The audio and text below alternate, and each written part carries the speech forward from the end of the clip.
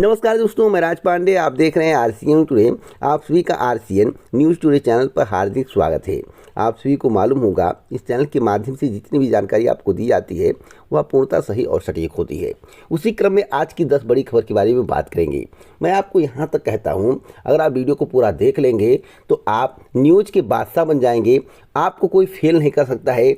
जितनी मैं आपको जानकारी दूंगा, कहीं भी आप कह दीजिए, मेरी बातों को कोई गलत सिद्ध नहीं कर सकता है। बस आपका समझाने का तरीका अच्छा होना चाहिए और जो मैं आपको समझा रहा हूँ उसे आप समझ पाएँ तो आपके लिए और आपके भविष्य के लिए बहुत ही बेहतर होगा। वीडियो को अंत तक देखिएगा। उससे पहले मैं आप सभी को एक महत्वपूर्ण सूचना देना चाहता हूँ। अगर आप गवर्नमेंट जॉब की तैयारी कर रहे हैं, किसी भी गवर्नमेंट जॉब की, चाहे सेंट्रल की हो या स्टेट की हो, और आप अपने नंबर को इंक्रीज करना चाहते हैं, आप सिलेक्शन लेना चाहते हैं, आप अपने आप को इम्प्रूव करना चाहते हैं, आप चाहते हैं कि कम तैयारी में आपका सिलेक्शन हो जाए। ऐसा भी नहीं है कि आपको पढ़ना नहीं पड़ेगा, पढ़ना पड़ेगा, लेकिन हाँ, जितना पढ़ेंगे वह सही पढ़ेंगे, आप सिलेबस के अनुसार पढ़ेंगे। एक मेथड होना चाहिए सिलेक्शन के लिए, एक स्ट्रेटजी होना चाहिए जो आपके पास नहीं होता, जिसके कारण आपका सिलेक्शन नहीं हो पाता। मैं आपसे बताना चाहता हूं, अगर आप टेक्स्ट बुक के टेस्ट सीरीज के माध्यम से तैयारी करते हैं और मॉक टेस्ट देते हैं तो आपके सिलेक्शन के चांस कई गुना बढ़ जाते हैं। यानी कि आप मान कर चलिए कि आपके 10 से 15 नंबर इंक्रीज होंगे। एक नंबर कितना मायने रखता है आपको मालूम होगा। साथ साथ मैं आपको यह भी बताता हूं कि आपको एनसीईआरटी कक्षा 8 से लेकर 12 तक पढ़नी है, वह भी सिलेबस के अनुसार। जिस भर्ती का विज्ञापन जारी हो उसमें जो सिलेबस हो उसी के अनुसार आपको एनसीईआरटी के माध्यम से तैयारी करनी है। लूसेंट पढ़ना है, साथ ही टेक्स्ट बुक का टेस्ट सीरीज लगाना है। कम पैसे में बेहतर तैयारी। मैं आपको बताना चाहता हूँ, किसी भी कोचिंग संस्थान में आप जाएंगे तो आपको 1500, 2000, 3000 रुपये पर मंथ देना पड़ेगा। लेकिन मैं आपको बता दूं, एक साल अगर आप तैयारी करना चाहते हैं तो मात्र 499 रुपये में आपको तैयारी करने का मौका दिया जा रहा है। अगर आप आरसीएन कूपन कोड का यूज़ करते हैं तो आपको बम्पर छूट भी मिल जाएगा। तो अभी जाकर इसे परचेज कर लें। साथ साथ मैं आपको एक महत्वपूर्ण और जानकारी देना चाहता हूँ जिससे आपका दिल और खुश हो जाएगा। आप अपनी स्क्रीन पर देख रहे हैं, यहाँ पर आपको 499 रुपये में 580 प्लस एग्ज़ाम्स की तैयारी का मौका मिल रहा है, online course and test series. अगर आप कूपन कोड का यूज़ करते तो मात्र आपको 400 रुपये में टेस्ट सीरीज मिल जाएगा। 580 प्लस एग्ज़ाम्स की तैयारी कर पाएंगे। अब तक 13,86,000 प्लस एक्टिव यूज़र हैं जो कि टेक्स्ट बुक पास को ले चुके हैं। 7,000 प्लस प्रीवियस ईयर का पेपर आपको देखने को मिलता है विभिन्न भर्तियों का 12 भाषाओं में। 45,000 प्लस मॉक टेस्ट आपको देखने को मिलेगा। 450 प्लस एग्ज़ाम।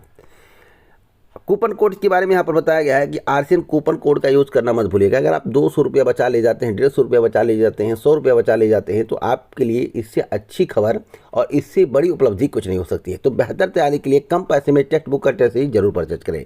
डिस्क्रिप्शन बॉक्स में लिंक है, उस पर जाकर क्लिक करें। अभी जाकर परचेज कर लें, कम पैसे में बेहतर तैयारी कर लें, लेकिन एनसीईआरटी और लूसेंट पढ़ना ना भूलें। पहली खबर के बारे में बात करेंगे, उससे पहले आप वीडियो को लाइक शेयर ज़रूर करें। इसी प्रकार की ऑथेंटिक जानकारी के लिए चैनल को सब्सक्राइब कर ले, बेल आइकन दबा दें, ऑल पर सिलेक्ट कर दें। पहली खबर बीपीएससी की है। मेरे द्वारा आपको बताया गया था कि 20 से लेकर 25 के बीच में परीक्षा कंडक्ट कराई जा सकती है। देखिए, तिथि घोषित कर दी गई है और जो मेरी जानकारी थी वह सही लगभग सही साबित हुई है, क्योंकि बहुत पहले ही मेरे द्वारा जानकारी दी गई थी। बीपीएससी का पीटी जो है अब 2 दिन कंडक्ट कराया जाएगा, 20 से 22 सितंबर को। देखिए, यहाँ पर बताया गया कि बिहार लोक सेवा आयोग ने बीपीएससी यानी कि बीपीएससी बिहार लोक सेवा आयोग ने 67वीं संयुक्त प्रारंभिक परीक्षा की तिथि जारी कर दी है। परीक्षा 20 और 22 सितंबर को होगी। आयोग पहली बार 2 दिनों में प्रारंभिक परीक्षा लेगा। आयोग के नए अध्यक्ष अतुल प्रसाद ने गुरुवार को यह जानकारी दी। उन्होंने बताया कि 67वीं परीक्षा में कई बड़े बदलाव किए गए हैं। प्रारंभिक परीक्षा 2 दिन ली जाएगी। इस बार कई बदलाव होने के कारण ऐसा किया गया है। आपको बता दें कि अब की बार जो परिणाम जारी किया जाएगा प्रारंभिक परीक्षा यानी पीटी का, वह परसेंटाइल के आधार पर जारी किया जाएगा। यह बदलाव इसलिए किया गया है जिससे पारदर्शिता बनी रहे। इससे पहले 8 मई को 67वीं पीटी परीक्षा पेपर लीक के चलते रद्द करनी पड़ी थी। एक और महत्वपूर्ण जानकारी दूँ, पैटर्न में भी बदलाव किए गए हैं। परसेंटाइल के आधार पर प्रारंभिक परीक्षा परिणाम निकाला जाएगा। पीटी व मेंस दोनों की मूल्यांकित कापियों को वेबसाइट पर डाला जाएगा। पीटी के बाद छात्रों को ऑप्शन पेपर में बदलाव का मौका दिया जाएगा। सभी केंद्रों के प्रश्नपत्रों में यूनिक आईडी होगा। जीपीएस लगे खास बॉक्स में भेजा जाएगा। प्रश्नपत्र छात्रों के समक्ष ही खोला जाएगा। प्रश्नपत्र व सील भी किया जाएगा। परीक्षा से 1 घंटे पहले छात्रों को परीक्षा कक्ष में बैठ जाना होगा। सारे नियम कड़े कर दिए गए हैं। बहुत बड़ा बदलाव किया गया है और जो बदलाव किया गया सराहनीय योग्य है। परिणाम कब तक आएगा? परीक्षा होने के बाद इस चैनल के माध्यम से आपको सूचित कर दिया जाएगा। सबसे ऑथेंटिक जानकारी इसी चैनल के माध्यम से दी जाती है। मैं नहीं कहता हूं, आप आजमा कर देख लीजिए। बात गलत निकले चैनल को सब्सक्राइब कर देना अगर आपने सब्सक्राइब किया है। अगर आपने सब्सक्राइब अभी तक नहीं किया तो कर ले। अगर बात गलत निकले तो अनसब्सक्राइब करके चले जाना। अगली खबर UPSSC की है। UPSSC यानी कि उत्तर प्रदेश अधीनस्थ सेवा चयन आयोग। उत्तर प्रदेश अधीनस्थ सेवा चयन आयोग का मतलब है सुस्त आयोग। यानी कि उत्तर प्रदेश अधीनस्थ सेवा चयन आयोग में जितनी भी भर्तियां होती हैं 1 साल के पहले या 1.5 साल के पहले या 4 साल के पहले कंप्लीट नहीं हो पाती। उसका नियम बन चुका है। आज से नहीं, वर्षों से आप देखते चले आए होंगे एक भर्ती कंप्लीट होने में 2, 3, 4 साल तक लग जाते हैं। वीडियो 2018 का री एग्ज़ाम होना है। इधर कई परीक्षा परिणाम पेंडिंग है। अब जूनियर असिस्टेंट 2019 का परिणाम कब आएगा? तो जूनियर असिस्टेंट 2019 का परिणाम 8 से लेकर 18 सितंबर के बीच में जारी करने की तैयारी चल रही है। कोई अपडेट मिलता है तो मैं आपको अवश्य दूंगा। कार्य चल रहा है, लगभग 60% कार्य हो चुके हैं। एक और महत्वपूर्ण जानकारी दे दूं, जूनियर इंजीनियर 2016 और जूनियर असिस्टेंट 2019 का कार्य लगभग एक समय ही समाप्त होने की संभावना है, जिसके कारण परिणाम कोई भी आ सकता है। बस कुछ दिनों का अंतर होगा, ज़्यादा दिन का अंतर नहीं होगा, कुछ दिनों का अंतर होगा। एक और महत्वपूर्ण जानकारी दे दूं, लोअर के लिए आपको थोड़ा और वेट करना पड़ेगा, यानी कि सितंबर एंड या अक्टूबर तक भी जा सकता है। तो ऑथेंटिक जानकारी देता हूं, परिणाम में विलंब तो आपके ज्वाइनिंग में विलंब होगा। इसलिए ज्वाइनिंग 2023 के पहले मिल जाए, इसकी संभावनाएं ना के बराबर है। अगली खबर बैंक अग्निवीर भर्ती को लेकर है। आपको मालूम होगा अग्निपथ योजना के तहत आर्मी की भर्ती संविदा पर कर दिया गया, 4 साल के लिए कर दिया गया। अब एक एक करके सब अग्निवीर की तरह प्रोजेक्ट किया जा रहा है, अग्निवीर की तरह दिखाया जा रहा है, उसी तरह से नियम लगाए जा रहे हैं। इसी को लेकर युवाओं में रोष है। आइए उस खबर को देख लेते हैं। जैसा कि आप अपनी स्क्रीन पर देख रहे हैं, बैंकों में कॉन्ट्रैक्ट भर्ती के प्रस्ताव का किया विरोध। मैं आपको बताना चाहता हूं, SBI में कॉन्ट्रैक्ट के आधार पर भर्ती किए जाने के प्रस्ताव का युवाओं ने विरोध किया है। अलग अलग संगठनों के बैनर तले प्रतियोगियों ने प्रदर्शन किया तथा सरकार का पुतला दहन किया। मैं आपको बताना चाहता हूँ, जो कर्मचारियों की भर्ती होगी, जो कलर की भर्ती होगी, वह अग्निपथ की तरह भर्ती होगी। यानी 4 साल, 6 साल, 8 साल जो बाउंड लगाना होगा वह लगाया ही जाएगा। लेकिन जो सुविधाएं पहले आपको बैंक की तरफ से दी जाती थी, हो सकता है वह सुविधाएं आपको ना मिले। वेतन में भी कटौती कर दी जाए, कम पैसे में ज़्यादा काम कराने का प्रयास किया जाएगा। मैं आपको बताना चाहता हूं, या उन अभ्यर्थियों के लिए झटका है जो कि कॉम्पिटेटिव एग्जाम की तैयारी करें, वर्डनी एग्जाम की तैयारी करें। जो लोग बैंक में जॉब करने की तैयारी कर रहे थे, महिंद्रा जैसे कोचिंग संस्थान, इत्यादि कोचिंग संस्थान में, बड़े बड़े कोचिंग संस्थान में अच्छे जगहों पर तैयारी कर रहे थे, उनके लिए बहुत बड़ा झटका है। उन सबके ऊपर क्या बीत रही होगी वह वही जानते होंगे। अगर आप बैंक की तैयारी कर रहे हैं और बैंक की तैयारी करने की सोच रहे थे, तो आप बताइए आज की स्थिति परिस्थिति को देखते हुए आप क्या करेंगे। जहां तक रही बैंक अग्निवीरों को लेकर, जो बैंक में अग्निवीर की तरह भर्ती होने जा रही, कॉन्ट्रैक्ट बेस पर भर्ती होने जा रही, इसका कुछ हो सकता है तो लाख धरना दे दो। जब आर्मी कॉन्ट्रैक्ट बेस पर होने लगा, 4 साल के लिए होने लगा, उसका आप लोग कुछ नहीं कर पाए, वह बैन नहीं हुआ, उसे नहीं रोका गया, तो इसको आप कैसे रोक पाएंगे? मुझे तो नहीं लगता है रोका जाएगा। अगर आप रोक सकते हैं तो भाई आपके ऊपर है। फिलहाल शांतिपूर्वक जो भी संदेश सरकार तक पहुँचाना पहुँचाइएगा, उपद्रव मत करिएगा। अगली खबर बीएड काउंसलिंग को लेकर है। बीएड संयुक्त प्रवेश परीक्षा हुआ, उसका परिणाम तो समय से आ गया, मगर काउंसलिंग में देरी हो रही है। इस समय महात्मा ज्योतिबा फुले रुहेलखंड विश्वविद्यालय स्नातक अंतिम वर्ष की परीक्षा में व्यस्त है। परीक्षाएं 25 अगस्त को समाप्त होंगी।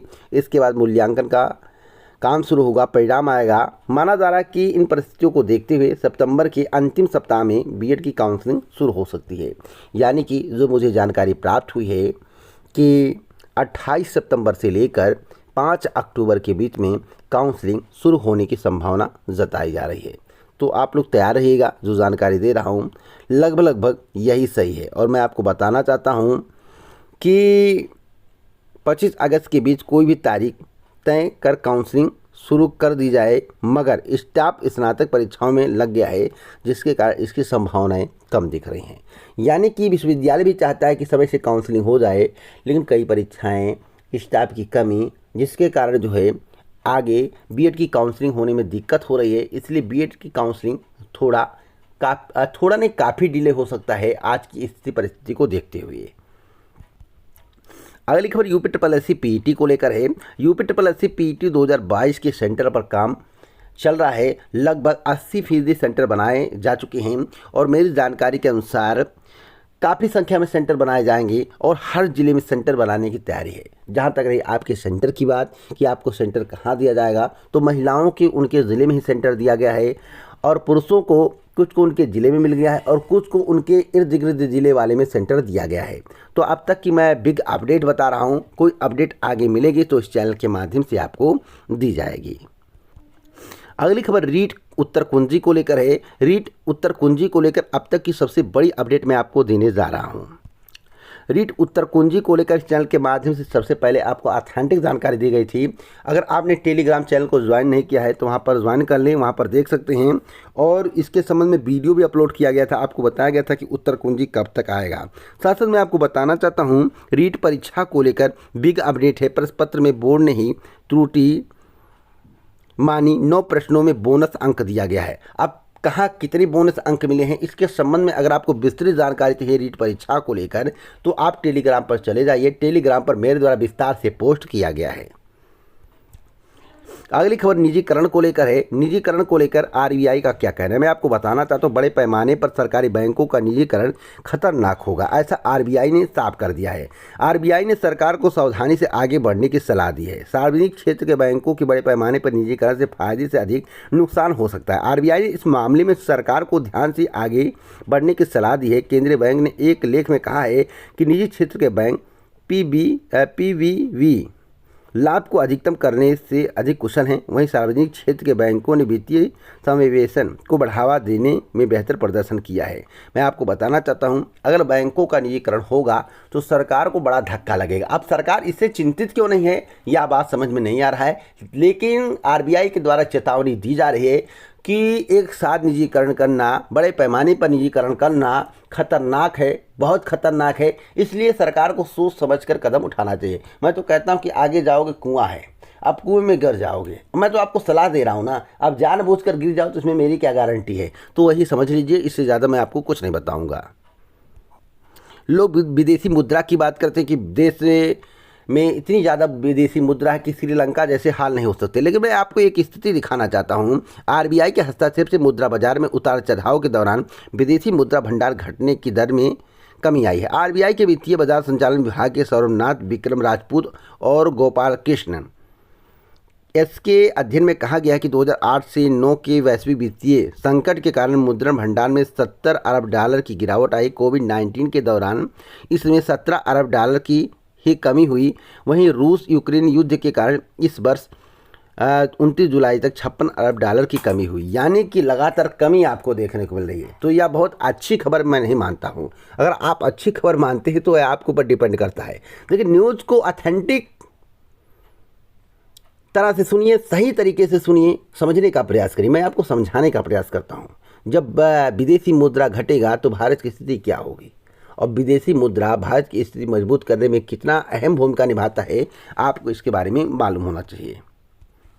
राजेंद्र सिंह राजू भैया विश्वविद्यालय की बड़ी खबर है। सामूहिक नकल के मामले में राज्य विश्वविद्यालय के 9,849 परीक्षार्थी हुए डिबार। सत्र 2021-22 की स्नातक तृतीय वर्ष के परीक्षार्थियों पर हुई कार्रवाई। राजस्थान की एक और बिग अपडेट है, मैं आपको बताना चाहता हूँ। राजस्थान माध्यमिक शिक्षा बोर्ड की वर्ष 2023 की मुख्य परीक्षा के लिए ऑनलाइन आवेदन प्रक्रिया शुक्रवार से शुरू होगी। इस परीक्षा के लिए सामान्य परीक्षा शुल्क के साथ 9 सितंबर तक आवेदन किया जा सकेगा। अतिरिक्त परीक्षा शुल्क के साथ 19 सितंबर तक आवेदन स्वीकार किए जाएंगे। वर्ष 2023 की परीक्षाओं के लिए परीक्षा शुल्क में कोई वृद्धि नहीं की गई है।